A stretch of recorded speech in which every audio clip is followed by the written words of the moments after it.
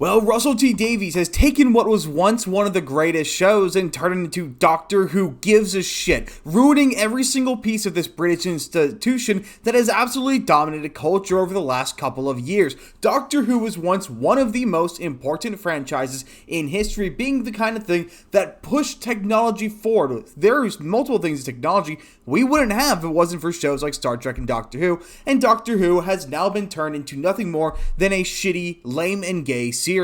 And to be clear, I'm a huge Doctor Who fan. I picked this up from Walmart the other day, $40 for all of the good modern doctors, except I don't know who this old guy is and why he's here. It looks like they made a mistake in their printing process. But either way, Doctor Who was once one of my favorite things of all time. I adored the franchise.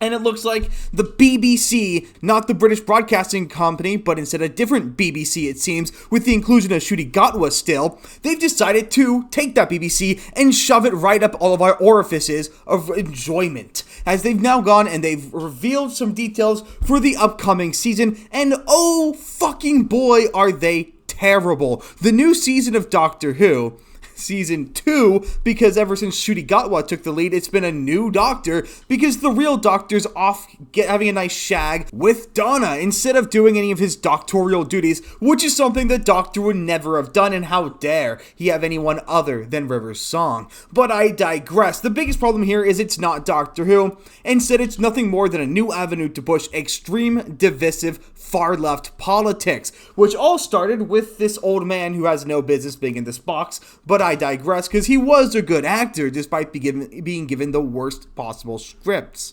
But as the BBC pushes and the British government praises the show on Netflix adolescence and their takedown of the manosphere and toxic masculinity, BBC just couldn't help but throw their hand in there. As we all know, Russel T Davis has no idea about anything about masculinity unless it's up in his rear. And therefore, he has to make sure that everyone knows what it's like to be fucked in the ass by putting out this wonderful episode called Robot Revolution, which is apparently, based on these few story details that have leaked, so take this with a grain of salt, is supposedly about a planet of incel robots. No, I'm not kidding. Reportedly, the story is that this Indian girl in Britain, you know, the modern British, had her boyfriend name a star after her, and so the robots think she's their leader, but in doing so, they become uber misogynistic and all Andrew Tate up in this biatch. So before I go any further, like, subscribe, and let's get into this. So this all kicks off a few weeks ago when it comes to the new companion, Varada Sethu, who welcomes Dr. Woke insults. I think we're doing the right thing if we're getting comments like that. Basically kicking the hornet's nest, saying that being uber progressive is good and a great thing. Also, she was in Doctor Who last season, and while I know Doctor has a bit of a habit of repeating actors, such as Peter Capaldi being in the Pompeii episode and then coming back to play the 13th Doctor. But come on, you had her last season, and now you're going to have her playing a different character this season. That's just lazy hiring. I know she might be a great actress, you might thoroughly like her, but come on. And I know I'm going to be this is a bit hypocritical, because I do quite like Martha, who, yes, I understand Martha showed up a few episodes prior to her introduction, as she was a part of the Battle in Britain thing. But then again, Martha wasn't a full season companion, she was only there for a couple of episodes. Also, Martha never really partook in kicking the hornet's nest and trying to attack the audience, people who complain. Now remember, last time when we had a Doctor Who thing come out, Ncuti Gatwa told people to go touch grass, and so they did. They touched grass instead of watching his show and watching him get railed in the ass. Nobody wants to watch the Doctor getting snowmanned. But with rhetoric like this being thrown around, it's no wonder that we're going into what might be the worst season of Doctor with the worst pilot for the season I've ever had the unfortunate nature of hearing of. As we've come to understand, some details of Doctor Who Season 2 premieres this week with Robot Revolution and AI terrors. Now, the sands of time might be running out for Ncuti Gatwa's turn in the retardus as the 15th Doctor, after solid rumors circulated this year that he'll exit for creative endeavors in Los Angeles after this run. But as so, there's still some gas loads in the tank for more trip around the universe, as this Whirlwind Doctor Who Season 2 trailer plainly reveals. Now, I'm glad he mentions that last season saw a significant viewer drop-off and longtime fans' underwhelming response to the show's direction, because it was fucking shite. We don't want to deal with a Doctor who's constantly abandoning his companion to get fucked in the back of a horse stable. We don't want a Doctor who cries at every single turn, but lo and behold, that's what we have had the misfortune of getting. But Russel T Burnout is coming out and he's releasing this season as well, so we know exactly what to what to expect. It's going to be nothing more than Queer Eye Sci-Fi Edition, but this sci-fi is going to be borderline non-existent. And of course, we also know that Disney Plus is most likely going to abandon their funding of the show. So what exactly are the details of this episode, though? Well, according to this account, the robot revolution, this far-out tale, revolves around a star Belinda's ex-partner named after her. 17 years later, robots in that system unexpectedly arrive in London to recover their ruler and head back home. They really think she's the queen, which is so mad, you have to make the robots mad too, and the maddest thing of all is the AI generator who wants to marry her. Poor Belinda. We're all discussing AI, whether it works, how it might help or harm us. This is a moment for Doctor Who to reflect that. As if Doctor Who hasn't been exploring that entirely. And then he continues on with some stuff about the next episode. I hope kids will love Mr. Ring-a-Ding.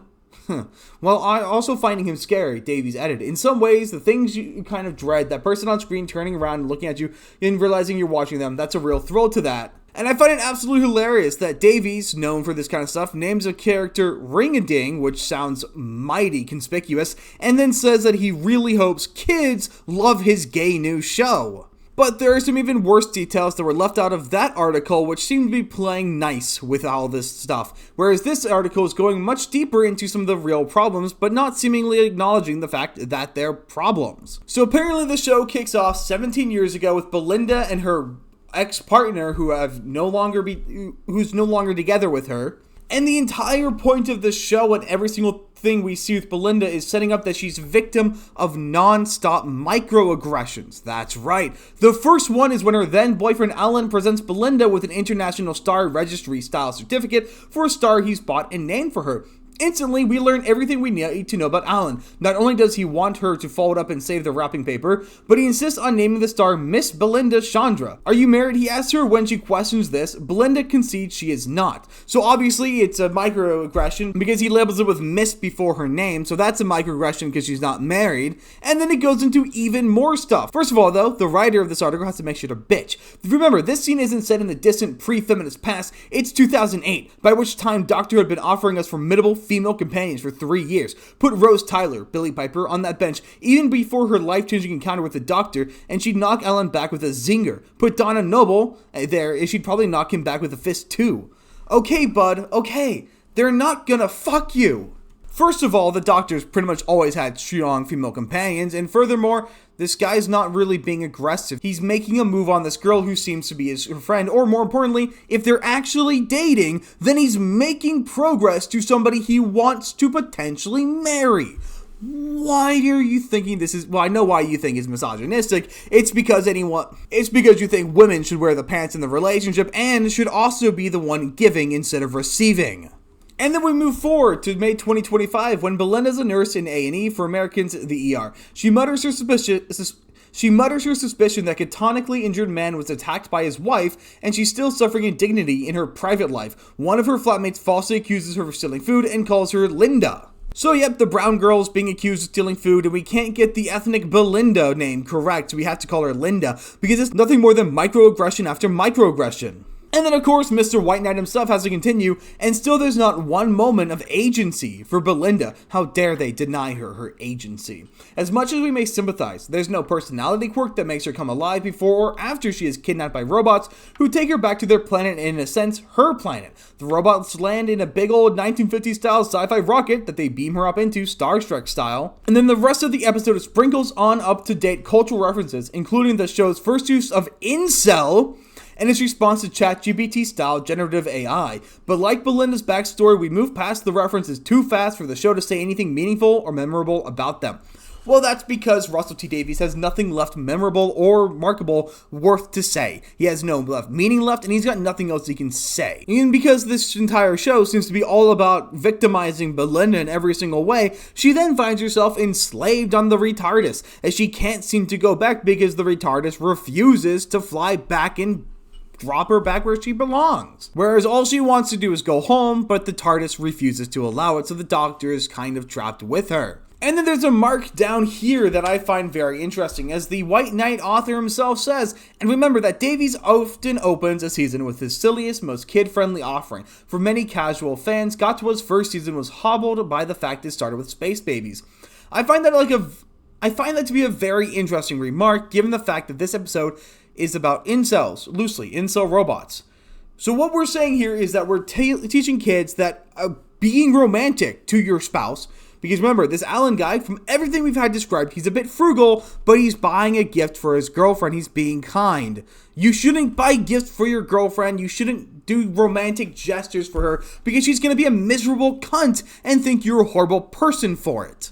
The fact that this episode might be targeted at children, and the next one definitely is not accidental, even though they're doing things that have no right being exposed to children, such as the way that they treat sexuality, and the use of words like incel. Children do not need to be exposed to that kind of rhetoric. And it's just like the British government to go and do this with what they're doing with adolescents, putting in schools and shaming British boys for having any kind of inkling of sexual satisfaction or sexual attraction to their classmates, where it's far better to call someone an incel and attack them and give them a reason to murder you than it is to dare to stand up for yourself for being insulted.